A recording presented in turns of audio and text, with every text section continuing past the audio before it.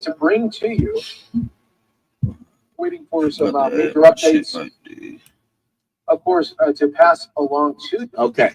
So again, we're at a critical point. I think they're gonna ask the husband to leave.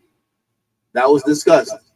To say whenever we get past 2018, we're gonna ask that husband to leave. By the way, thank you guys for all tuning in. If you're tuning in via Instagram, or not Instagram, actually YouTube, please make an account.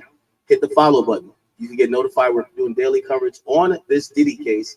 As much as we could do, I would appreciate you guys if you guys could hit that follow button. We're doing daily coverage until we get a verdict, which at this point, they're saying it's going to be in 8 weeks, but I actually believe it's going to be between 4 to 6 weeks. I don't think this trial will take that long. The star witness is already on the stand, and direct is about to end today, which is day 3. So I actually believe this trial is going to conclude in 4 to 6 weeks. Obviously, there's bodyguards, more sex workers, probably managers and other people, and even like mental health professionals that are going to testify, and possibly Diddy will testify himself. However, I don't think this is going to last all the way, bro. I really just don't think it's going to take 2 months, but you never know. By the way, there's some federal holidays that they're going to have to work around, so that's probably why they have kind of, we have Memorial Day coming up,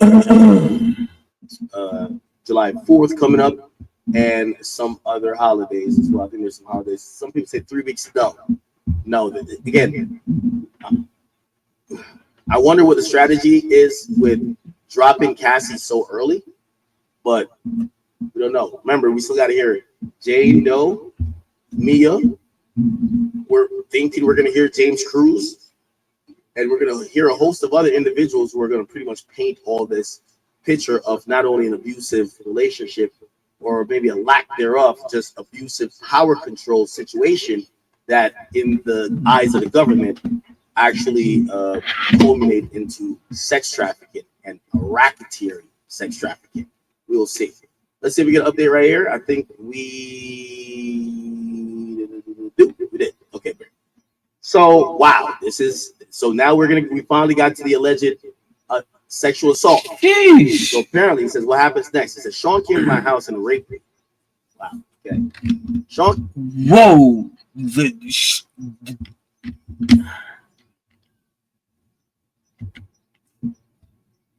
It's my house. What the fuck was that? We finally got to the alleged sexual assault. So apparently, he says, what happens next? He says, Sean came to my house and raped me. Whoa. Come on, Diddy. You know better than this, bro. Diddy, you know fucking better than this. Come on with the bullshit, dog. Come on. Okay. Sean came to my house and raped me on my living room floor. His eyes were black. It was like taking something from you. Wow. What did Sean do? He continued to finish inside of me. He got up and left. AUSA says, did you ever have sex with him ever again? She says, yes, I did. Voluntarily that time. Wow. Good night. Went back to his house. Can you explain why you did that after he raped you? We had been together for 10 years. That's going to be some crazy testimony there that the jury's going to have to weigh. We hear in the Shannon Sharp case that supposedly the woman who claimed she got sexually assaulted in 2 different instances didn't say she never had consensual sex with him after the first time ever again. She just said that time I didn't consent. And then she pointed out another time she didn't consent. In all of these times, and also including this, if we juxtapose it to the idea that she starts to cheat with her new guy, Diddy finds out, and Diddy's like, no, you're my bitch. I'm coming over to go get what's mine. She's like, no, I don't want to have sex with you. And Diddy simply forces himself on her, fucks her, comes in her, and she was non-consensual in the encounter. Whatever ended up happening, by the way, I know some of y'all were really wondering about the husband. The husband had to know that while Cassie was with or starting to date the husband, right? Because think about this. So remember, you were seeing someone. She admitted she was now seeing her husband. So essentially, she got raped. This is what she's alleged. She got raped by Diddy after she was dating her husband or starting to see him. And then she admitted that she willingly cheated on her husband with Diddy after a good night. So maybe her and her husband was already locked in. They were just kind of like fucking around this and third. But, you know, that is going to be a thing for how the jury is going to perceive it. Well, you claim you got raped here, but then you claim you had a good night here. What's the difference? Now, in the case of Shannon Sharp, there were clear text messages where the woman says, Shannon, I told you no means no. I told you you should have used a condom. I told you I didn't want it in my butt, or whatever she was saying.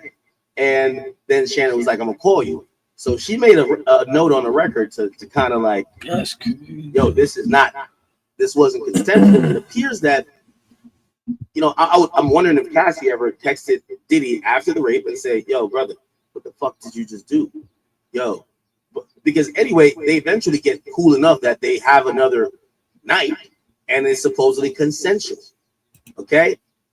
You might have seen the simulations, the memes by now. One gorilla. You know what I mean? How are you going to? That's our heart. Aren't built for Fight the internet. Gorilla, 100 men. Who would win in a fight the internet? Bro, I just figured I'd shut y'all the fuck up about this shit, bro. Lots to say. From the time I wake up to the time I go to fuck to sleep, that's all he was talking about. Word. Instagram, TikTok. God damn, is it that important? Y'all motherfuckers, find 100 motherfuckers and go try it. Find 100 motherfuckers and go try it. How about that? gorillas aren't built for long fights. They're like sprinters. They explode for about a minute and then they gas out hard. Man, I'm taking that gorilla. Man, do people know how big those silverback gorillas are? Surround it, distract it, get on it, you know what I mean? How are you going to kill it? I haven't heard one logical response or explanation because obviously no tools are allowed. If we have 100 men out there who are willing to die, give me the men. 100 men versus a silverback gorilla. I want to see 100 men versus a critical thought. Okay, here's what's not a critical thought. Let's visualize this for a little bit. We're talking about a 400-pound animal that can grow up to 6 feet tall. According to the experts, the average silverback gorilla weighs somewhere between 5 to 10 times, or is actually 5 to 10 times stronger than us humans. And just like a lot of you are guilty of out there, mostly guys, we have spent way too much time today thinking about all of this, to the point that we actually created a very unofficial Stay Tuned Now poll at work with like 63 to 38% split amongst our team. 63% going to the gorilla. But what did the experts say? Our next guest has over 2 decades of experience studying and researching gorillas. Thank you so much for indulging with us here, Dr. Tara Stoinski. Yeah, I know this is a weird conversation, and I want to say that this is a dumb conversation, and I'm hoping we can talk about way more pressing matters in a second. But can you just settle this for us real quick? Like, if 100 normal, unarmed guys got into a fight with one gorilla, how would it go? Well, it's a very interesting question, and it's been super fun to see how much it has engaged people on the internet. I talk about gorillas all day long, so I love that other people are talking about them as well. I don't think there's a definitive answer, but I have to say that I would be on the side of the humans in this case. Gorillas come to this with, a ton of power, all that upper body strength. You can see them here kind of just smashing people right and left. They've got incredible draw strength, but I think the sheer number of humans that they would be up against, and the fact that humans could hopefully coordinate their behavior, tag team, take a little bit of a rest, while the gorilla would just be going full steam the whole time, would really put the advantage in for the humans. Yeah, I mean, like the fact that we can all communicate and I guess kind of critically think would give the advantage to the humans. And also, like, if I was in that fight and I was one of those guys and I saw somebody get mauled, I would probably run the other way, which would give the advantage to the gorilla there. But jokes aside, like, I don't know, we have fun thinking about this, or guys do for some reason. And yet the saddest part of all this is when you think about man versus gorilla, and like what's already gone wrong with gorillas being so endangered and how that's happened historically. Like, if these hypothetical men decided to go to therapy instead of fighting gorillas, what kind of world do you think we might share now with gorillas? Yeah, that's a really great point. I think the fight that we're talking about here is a little bit misguided because really gorillas are in a fight and they're in a fight for their survival. So they are considered critically endangered in the wild. So the next level after that is extinction in the wild. So definitely the fight that they're in is for their survival on the planet. And you know what I'm really hoping is I love seeing how engaged people are about gorillas. I mean, they played a big part in our mythology and our movies. People are clearly fascinated by them, which is wonderful. And so taking that fascination and maybe turning it into action for gorillas so that they have a future on the planet, you know, is a great outcome potentially of this conversation. Dr. Tara Stoinski, thank you so very much for that perspective. And hopefully we can get along with our hairy cousins there. Thanks for watching. Stay updated about breaking news and top stories on the NBC News app or follow us on social media. World works. After working in the industry, I converted my business to combat human trafficking. His views skewed when it comes to sexual activity. I believe it's helped turn him into a sexual deviant. I've had FBI come to my house before and tell me they found a threat against my life. Somebody didn't want me to do this interview. This is a dangerous game people are playing, and some people deserve retribution. You clearly feel that Sean Combs made people disappear. I know this situation's dangerous. I've had several attempts on my life throughout my career. Other people say that Diddy was a Fed himself, that he was on their payroll. Do you think that's a possibility? So there's smoke, there's fire. I've very rarely seen any straight dudes in this industry, man. All bisexual weirdos. I don't want to be the only straight man at the party. And what would you like to happen to? I'll say this. The opening days of Diddy's trial in Manhattan have been gripping, lurid, shocking, and revelatory. It's everything we should have expected from a federal case against a mogul and megastar who stands accused of sex trafficking, racketeering, and conspiracy. My next guest has been watching these week's proceedings with a particular personal interest. Big Homie CC is a celebrity bodyguard and security entrepreneur. He joins me now. Big Homie, thank you very much indeed for joining me. Hello, Pierce. How are you today? Yeah, good, thank you. And we're 2 days into this case against Diddy. What is your gut feeling about what's going to happen here? Well, my gut feeling of what's going to take place is, well, we're going to see a lot of strange things take place due to the fact that I know how this world works. After working in the industry, I converted my business to combat human trafficking. Last year, my team brought home 17 people, 4 children, 1 boy. And whenever these trials come about, the closer you get to the trial date, a lot of things start happening to remove people from the case that are going to strengthen the case for the prosecution. And I feel like we're watching that take place now with one of the male sex worker guys who provided tapes to the feds. He's disappeared. And this is similar to what happened in the Tory Lanez case, where the bodyguard whose DNA was on the weapon, he disappeared. So I expect to see a lot of strange things take place. I expect to see the defense team do a lot of steps to lighten the image of Combs. And we've been watching that take place.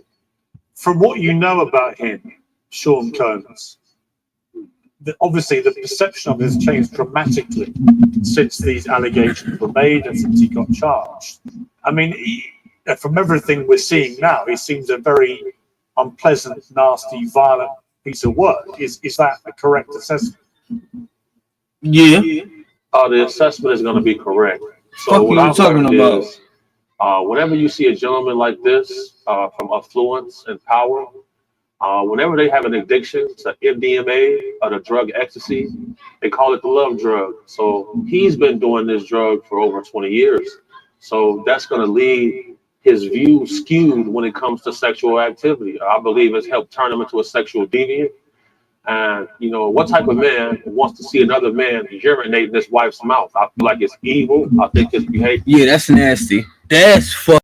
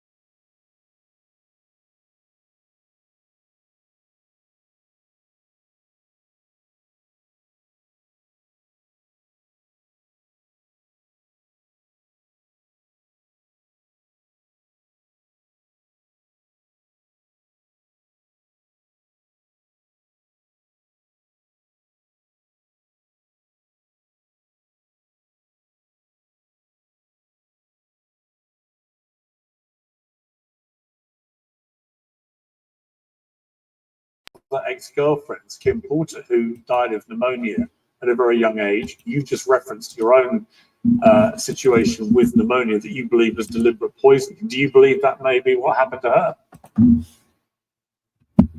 Why are so many people coming down with pneumonia?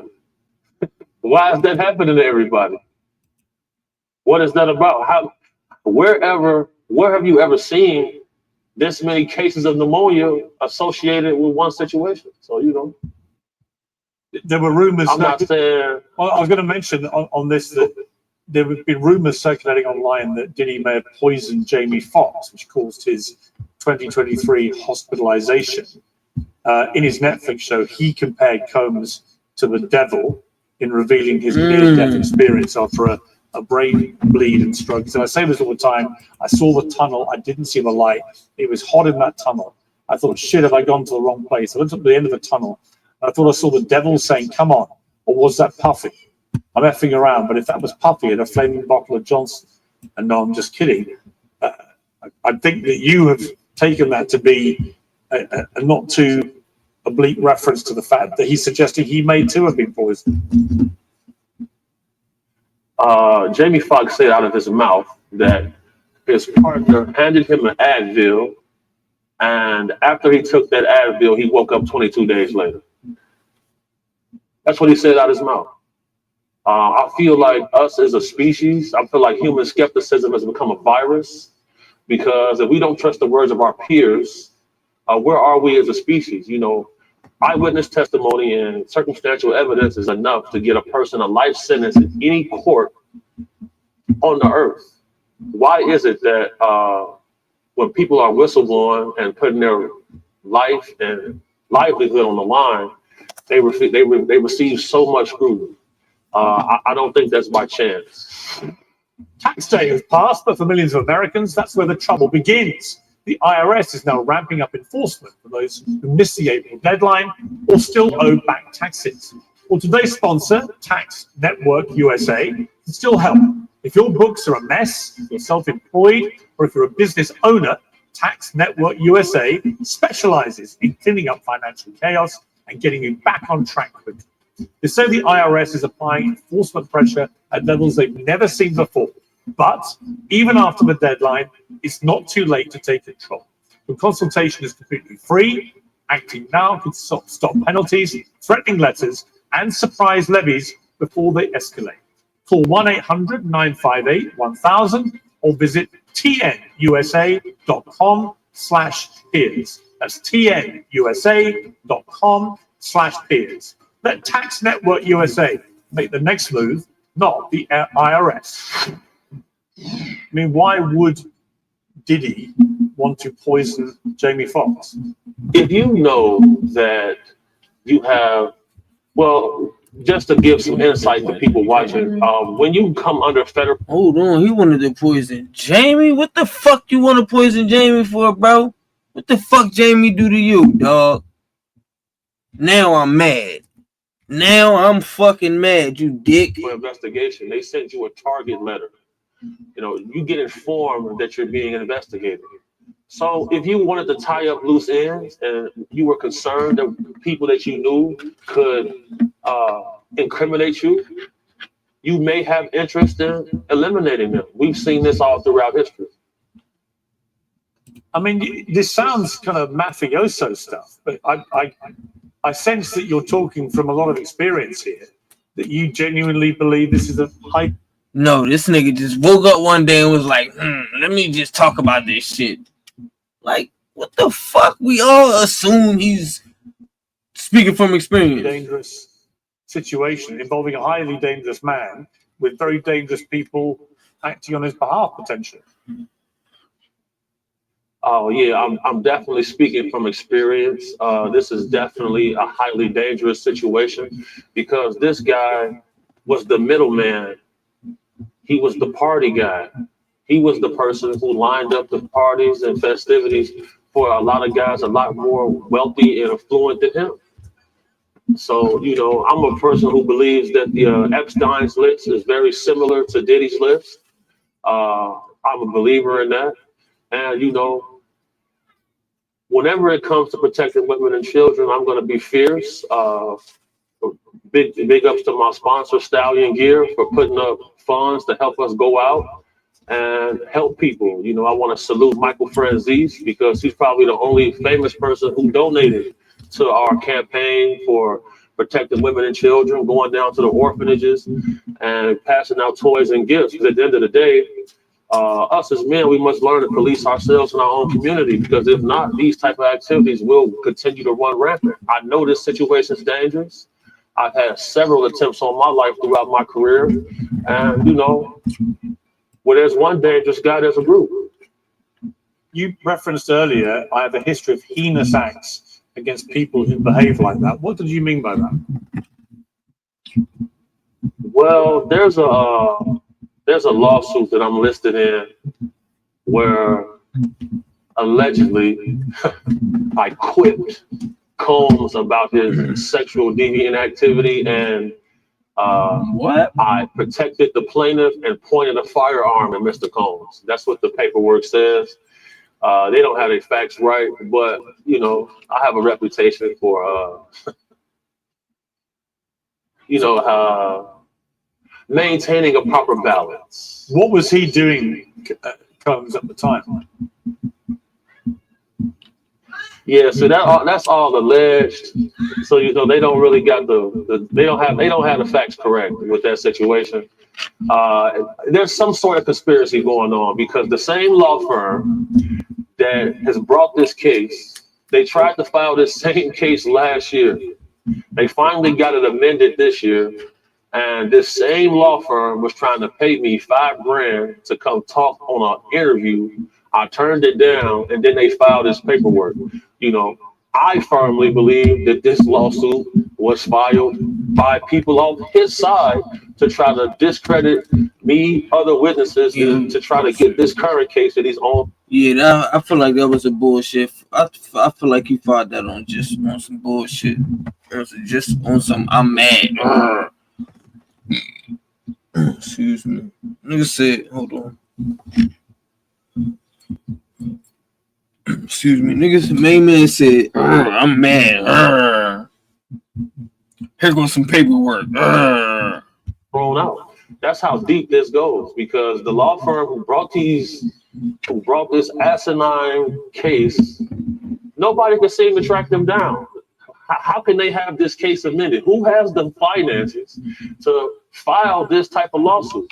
You know, I got to pay Ed Zappia $15,000 to represent me in a case like this while this trial is going on. Something weird is happening. But just to be clear, was there an incident where you witnessed somebody who was being abused or about to be abused or had been abused by Diddy, by Sean Combs, and you intervened and warned him to stop?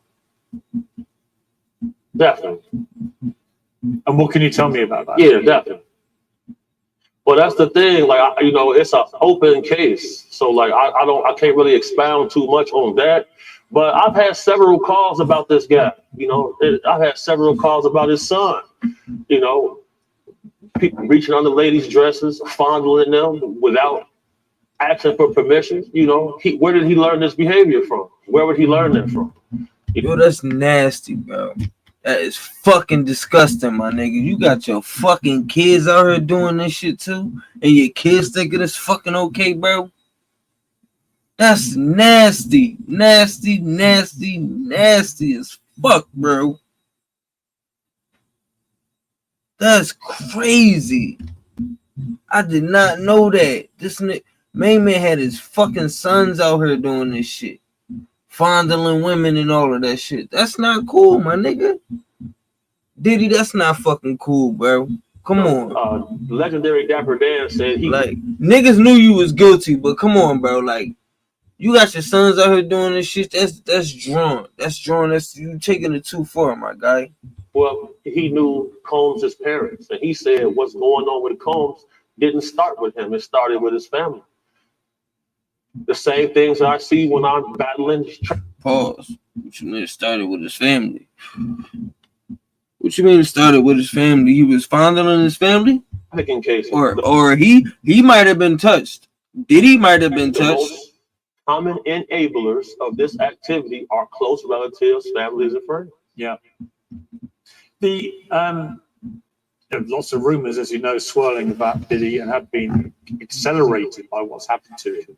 One of them is that he had something to do with Tupac Shakur's murder. Do you believe that? Well, when it comes to situations like that, you got to look at the list of facts. There's a guy by Dwayne Keith Davis who's currently in a Las Vegas detention center. And, he swears up and down that Combs promised him a payment to unalive the rapper. And the rapper became unalived. And, FBI say Eric Von Zip intercepted the payment and kept it for himself. Like this, the paper trail wouldn't exist. If there's smoke, there's fire, Pierce. Other people say that Diddy was a Fed himself, that he was on their payroll. Do you think that's a possibility? Well, that's definitely a possibility, but oftentimes in my culture, being an African American male, sometimes we can believe that we're bigger than the program. And the moment he decided to sue the liquor company Diageo, that's when all of the onset of these problems started. When you offend a list of board of directors and all of them are richer than you can get the short end of the stick, and that's what we're watching happen here. Big homie, we've all heard a lot about these freak-offs. Most people I've talked to say, well, there were layers of parties that Diddy would throw. There was the public one with all the glamour and all the celebrities and stuff, and then there'd be various layers ending up in the freak-off area, and that would go on sometimes for days and was extremely depraved, involved a lot of drugs, a lot of very kinky, depraved sex and so on. What can you tell me about the freak-offs? For those who don't know anything about this world, what was it about the freak-offs that is so fascinating to people, do you think? What people have to understand is swinger parties exist. And that's exactly the lifestyle that this gentleman lives. He's a swinger. Woo! And swingers hang with other swingers. That's what it is. Like the term. Well, he did kind of say he was a cuck a little bit. He did kind of say he was a cuck a little bit. Like he wouldn't mind watching his chick get her cheeks busted. I'm cool, yo. I'm fucking cool, man. Freak off has become sensationalized by media, but what the true nature and name for this event is going to be what the fuck? And that's what takes place. You people, partners sharing their partner, indulging in sexual acts. As long as things are consensual, what people do is their business. But if I'm getting a call because somebody's applying oppression to other people, that's when things become a problem. And, I had sent in a video of the guy Combs walking around collecting everyone's cell phone before they get onto a yacht to go party. Why do you have to collect everyone's cell phone before you go onto a party? He's collecting the phones himself. That's what I meant by there's layers to the party. The first part of the event is going to be a normal socializing mixer. But, when the guy comes out collecting phones, that's when things are about to get, that's when somebody's cake's getting touched. This is how it goes. Oh, man. It's an apocalypse right now, man. We got to do something about this. Somebody cake getting touched. Sweet cheeks. Says somebody shit getting touched.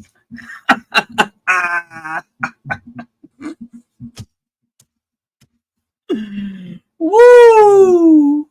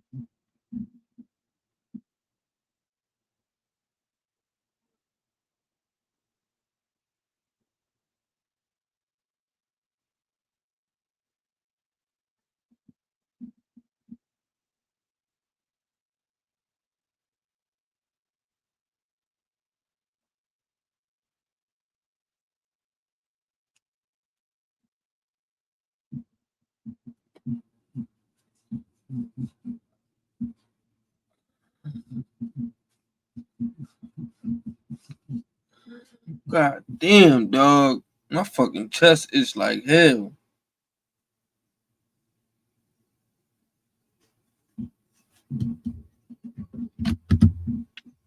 Alright, we good. Is there any doubt that he was bisexual? That seems to be clear from a lot of the evidence that's come out.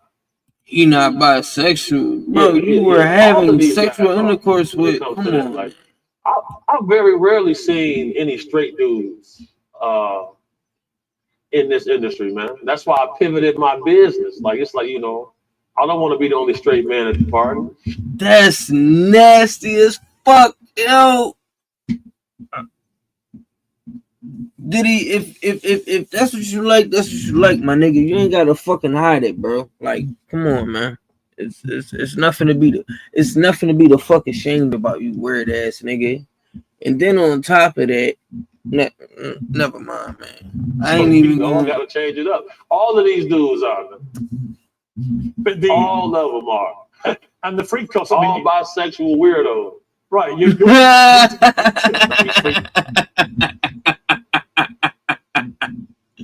they all bisexual weirdos. He weird, he funny as shit. Being consensual largely, although the issue of the phones is obviously significant and will be tested, I'm sure, in court. But you're also suggesting that it was everyone sort of sharing partners, but isn't the key part of the Diddy case predicated on the fact that he may have been trafficking, in other words, bringing in a lot of sex workers to take part in these as well? And that he, for example, with Cassie Ventura, was, they were having, male sex workers, female sex workers, and so on. In other words, it may have been consensual, but it also involved people who were not, with each other, actual sex workers joining in.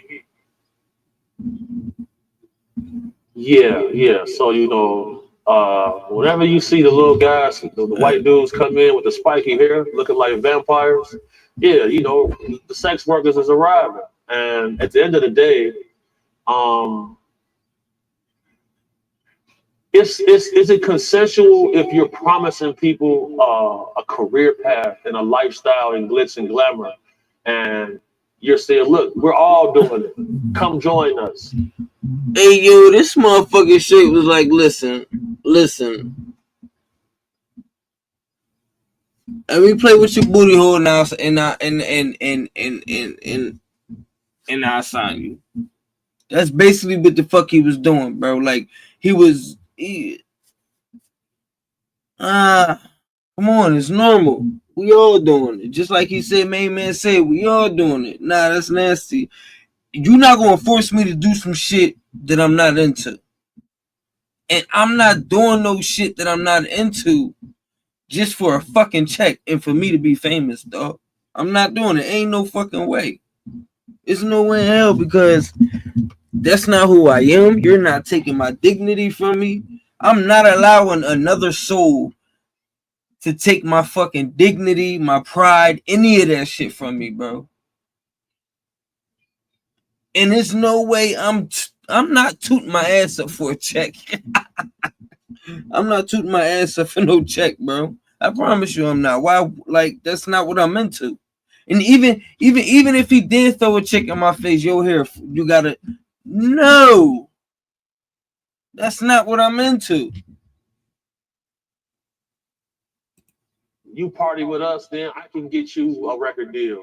I can get you this. See? That's what's going on to certain people, It's called bribery. bribery. You smell what the Rock is cooking?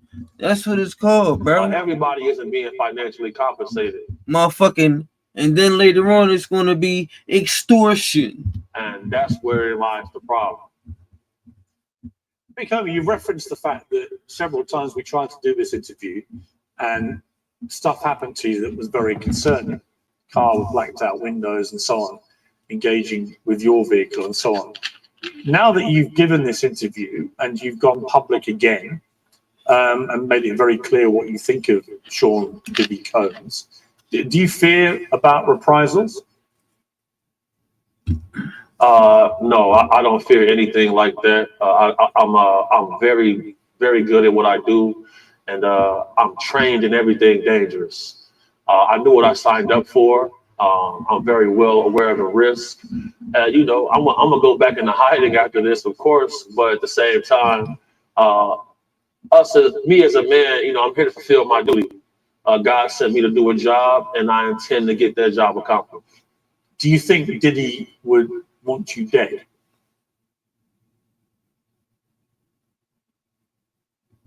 Probably be in his best interest if I was. Good luck with that, though. I've been proven to be hard to kill, though. Shout out Turtle guys. Shout out to the guys. Just finally, Big Homie, there's a lot of speculation about what he may have kept on tape. And I think you've talked about the fact a lot of these guys like to keep trophies, memorabilia, you know, sort of souvenirs of their depravity, if you like. Just tell me about that briefly. I mean, was that part of the modus operandi for the freak offs and everything? Yeah, so what I'll say is throughout my career path, we may end up with a pedophile's phone. And in that phone, you'll see a list of trophies. And when it was announced that he had CCTV film cameras in the house, and when the Homeland Security did the initial raid, they didn't inform the raiding officers whose home they were raiding because they had information that he might have been protected. And, you know. Damn, did he have it like that? He didn't even tell the fucking police who house. Damn, they had it like that. Did he have motherfucking pool, huh? Epstein's thing was to get people in precarious situations, and then you have this footage that you can use against them to be able. I just said that earlier. Extortion, bitch. Just said it. With champions of industry and able to control policy, he does the same thing. So, you know, if you want to be able to seal a big deal, and there's a guy you know likes to party, it's easy to set that up. You know, you send a guy a screenshot like, yeah, man, you had such a good time with those two underage girls yesterday, man. You remember this video right here? That person is going to have some incentive to help you out. What you need them to do. It's the same. It's over and over. What do you think is going to happen? Fuck you, knock on my door for and then don't say nothing. I actually think he may get off. I think he might get off. I've seen stranger things take place. They offered him a plea deal of 15 years. He turned it down. That's that. At first, they were saying life. Then it went to 15 years. I wouldn't be shocked if he got off. And what would you like to happen to? What I'd like to happen to him, you know, I'm not gonna say on air. I'll say it to you off camera, but I'll say this: I wish the worst, and I have extreme disdain for any man who wants to traffic another person, because that is just slavery all over again. Just to fucking stroke your ego. Just to stroke your fucking ego. And I don't believe any one person should have dominion over another human being. At all. Big Homie CC, thank you very much indeed for doing the interview on Uncensored. I appreciate it. I'll be right back, man.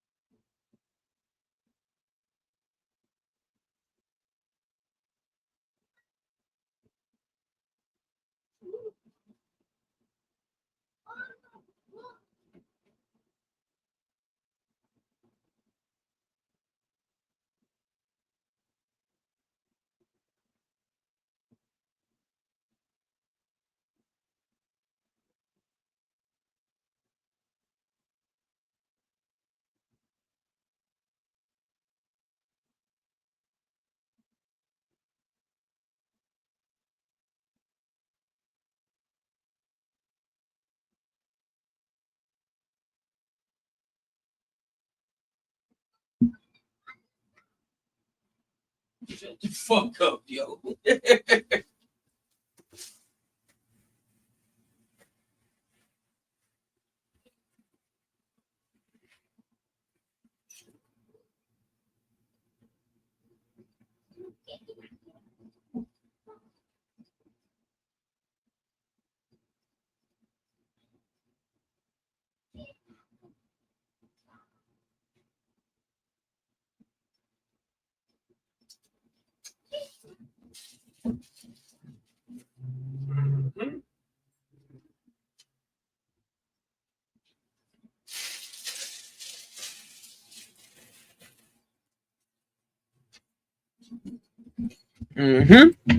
Back. This Morgan Uncensored is proudly independent. The only boss around here is me. If you enjoy our show, we ask only one simple thing. Hit subscribe on YouTube and follow Piers Morgan Uncensored on Spotify and Apple Podcasts. Coming from a traditional Catholic perspective, I'm not going to go into the church and place that supports same-sex marriage or abortion or all of these things because we consider all of those activities to be sinful. The question that I have is, where do we draw the line? I want to live in a country where people are allowed to say what they want unashamedly, and you Well, go on, then say the N word. Go on. She said. I think the biggest problem in that whole debate was Mark Lemon Hill. He's an emasculated man. If that white girl said the N-word on your show to me, I couldn't care less. It's an ignorant person using an ignorant word. When it's used with a soft A, it's often used as a term of camaraderie within the Black community. It's not the same thing as a hard R. Those would be fighting words. When it comes to white people, the hard R or the soft A is still the same. It's unacceptable. That to me is where it all gets very tricky. Anybody who donates money to her is like donating money to the Ku Klux Klan. She called a 5-year-old child the N-word, and now she's being rewarded for it. Well, later we'll debate the outrage of the Ye's new single, Heil Hitler, and the extraordinary fallout from our panel on Shiloh Hendricks. But we begin with the remarkable and chaotic opening to Diddy's sex trafficking trial in Manhattan.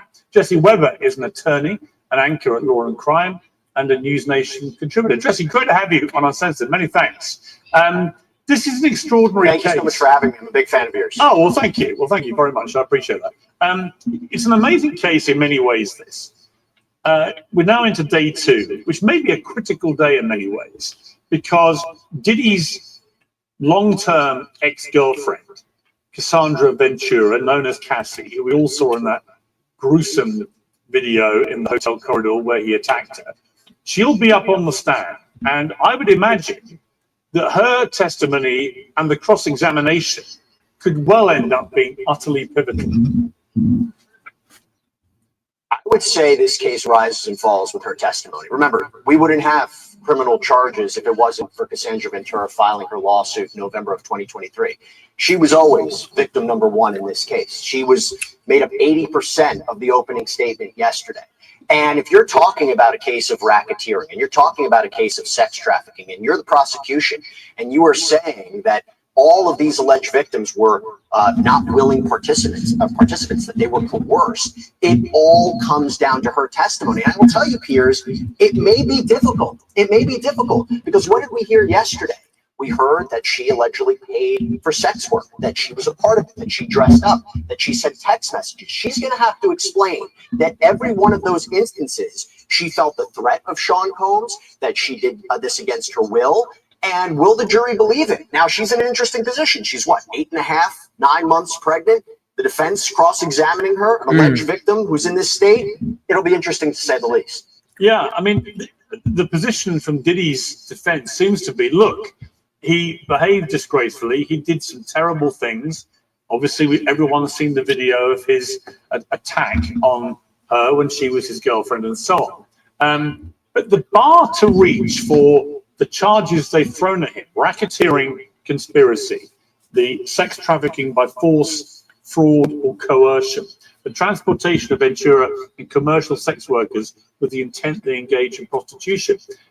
Like you say, it's going to get a bit messy, this, because I imagine what the defense will say is, well, A, she was with him a long time, right? If this was all coercion, if this was all against her wishes, why was she with him so long? Why are these, all the stuff you just detailed, which appears to suggest that she was going along with some of it, at least. It's going to get, I think, quite messy here, isn't it? You hit the nail on the head. I said this for the last 24 hours. To me, in the prosecution's opening statement, it exposed a weakness in their case. They spent so much time trying to tell this jury why this is a crime, why this is racketeering, why this is sex trafficking. It's not a garden variety case like you've seen in the past. And I think that becomes a difficulty for the prosecution, trying to explain what Sean Combs allegedly did, how this was a criminal pattern, and who was working with him. Remember, the prosecution said it's not that he just did it alone. He had people who were helping him. And Cassandra Ventura is in this position where she is going to have to say, the video of her reportedly getting beaten up by Sean Combs, she was running away, not just because of a domestic spat, because she was running away from another sex worker, from a sex trafficking operation. And it all comes down to her credibility. And that's what makes this, as you said, a thorny issue, but a very legally tenuous issue, because the defense said domestic violence, our client committed it. Yep, he's not a great guy. What he did in that video, indefensible, but it's not sex trafficking. It's not racketeering. One of the things, by the way, for racketeering conspiracies, the prosecution has to prove at least 2 underlying crimes: kidnapping, arson, drug trafficking. The defense yesterday went through each of them and said, this was drugs for personal use. This was not forced labor. Everybody works hard. This was not arson. I will tell you, Piers, where I think the defense will have some trouble is the transportation to engage in prostitution. It's in the name, transporting people for the purposes of sex work. Yesterday in the opening, they said he was paying these individuals for their time and experience. That one might be a little bit of a tough sell for a jury to believe. Yeah, I think that's right. Do we know yet if he's going to take the stand? We don't. And it's his decision alone. It worked for him quite well over 20 years ago when he was in the nightclub shooting case. This is a remarkably different case. Every legal analyst will tell you, particularly in this kind of case, he shouldn't take the stand because he will be cross-examined about so many different details. And by the way, he got himself in his own legal trouble when he spoke out. He released that Instagram video apologizing for the 2016 videotape. He essentially not only admitted it was him, but he forfeited any opportunity to say the tape was altered or it's not him or it doesn't purport to be what it is. So his own words got him in trouble and painted him in a corner. I can only imagine what would happen if he takes the stand. Then again, he may feel he's the only one who can properly tell his story. Right. And when it's a jury and it's a big celebrity, you just never know, right? You never know quite which way a jury will go. What's interesting is the jury is split 8 men and 4 women. All we know about them is that they're in there from their 30s to their 70s. They won't be sequestered to have to shield themselves from media coverage about the case. But any significance to you in the fact there are going to be twice as many men as there are women there? It's hard to gauge in and of itself. I mean, you have people from all walks of life. I think we can all say it's a good cross section of New York. I think that's a benefit potentially for the defense. On its surface, you could say, well, more men, maybe that's more people who understand Sean Combs, but not quite. You know, I'll tell you, Piers, I was in the Johnny Depp Amber Heard courtroom for 6 weeks, and you know, we made our own conclusions about what the jury was thinking and what they were seeing and what the makeup was. You talk about celebrity testimony. That case was won by Johnny Depp because of how he did on the stand. So you wonder if during the course of this trial, Sean Combs is keeping a very careful eye on that jury, what they may be responding to, and he may make a game time decision to take the stand and feel he has an opportunity to speak to them. I mean, because during 8 weeks, you're getting a sense of the jury in a way. But at this point, too early to tell what they might be thinking or might be saying. Yesterday was testimony from a male stripper, Daniel Phillip. He testified that he would repeatedly meet the couple, that's Cassie Ventura and Diddy, and that he would listen with Cassie while Diddy watched in a corner of the room and masturbated. Again, what is the significance of that, do you think, to a jury's ear?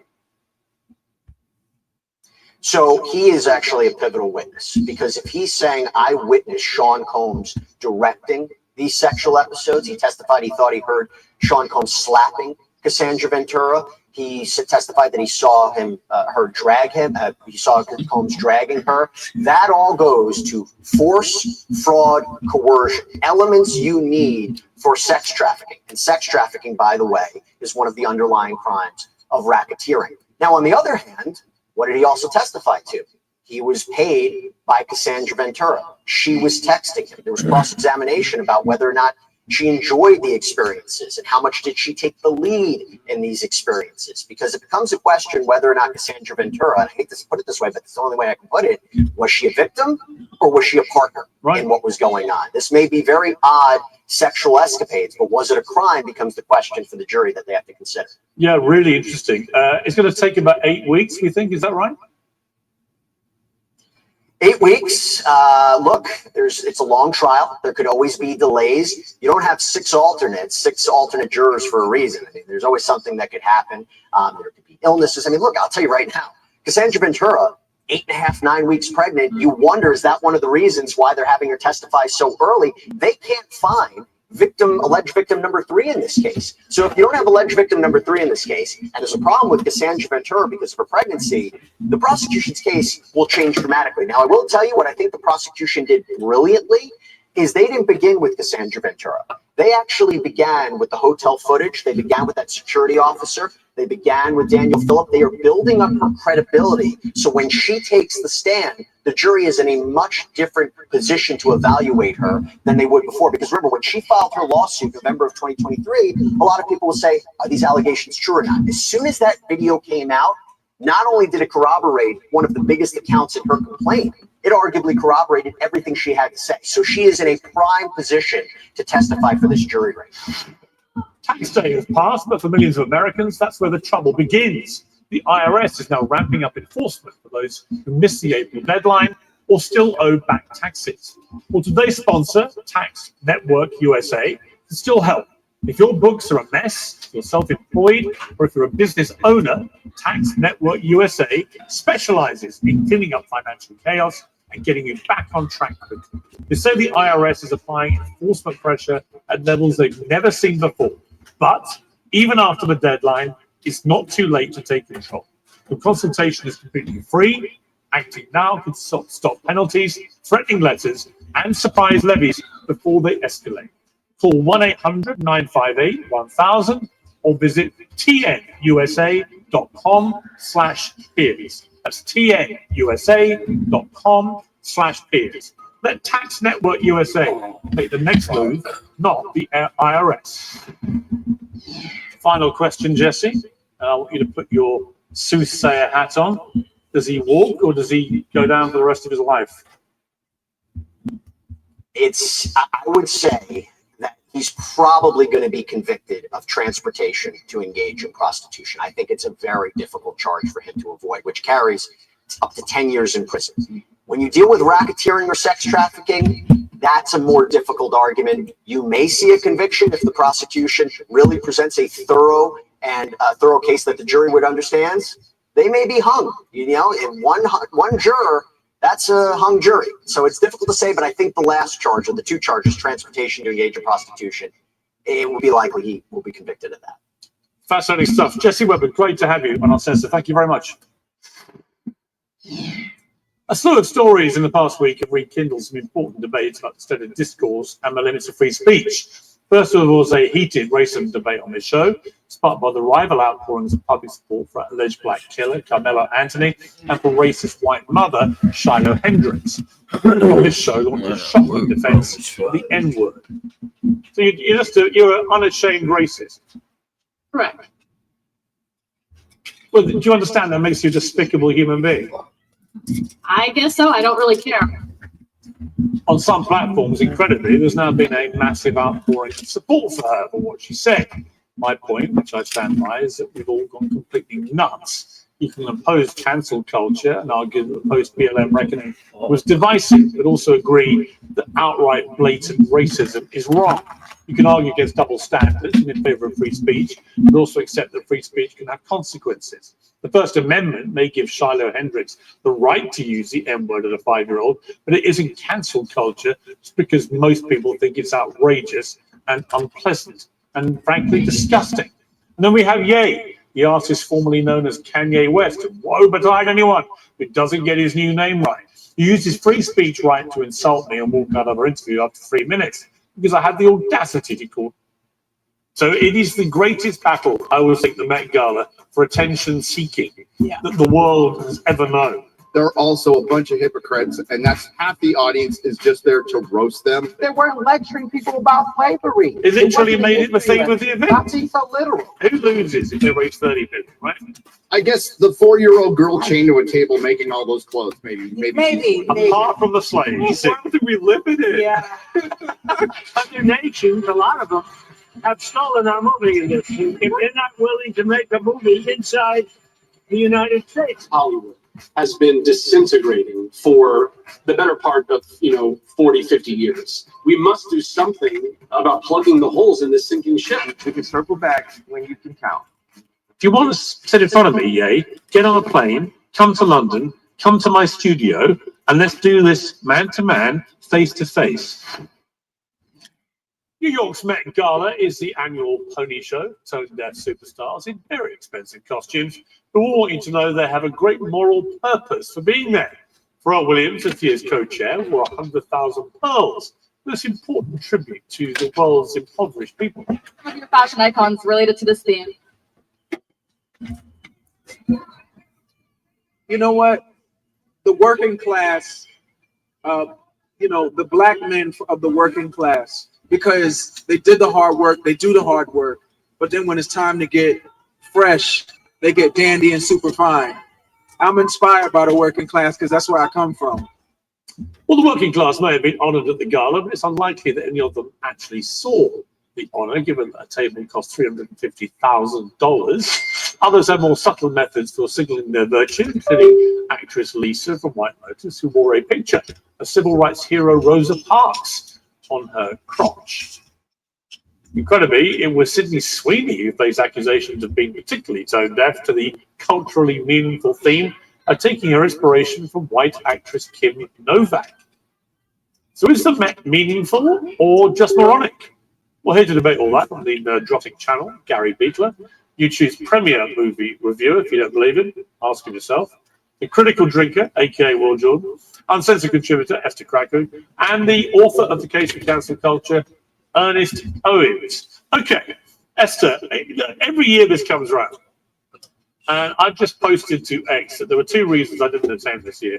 One is I wasn't invited, which is the same every year. I was going to ask. And secondly, I don't think my ego is big enough, and I'm not known globally for having a particularly fragile ego, but the egos are out of control of this thing, and the tormented, twisted way they try to make us think this is all about poor people is frankly laughable.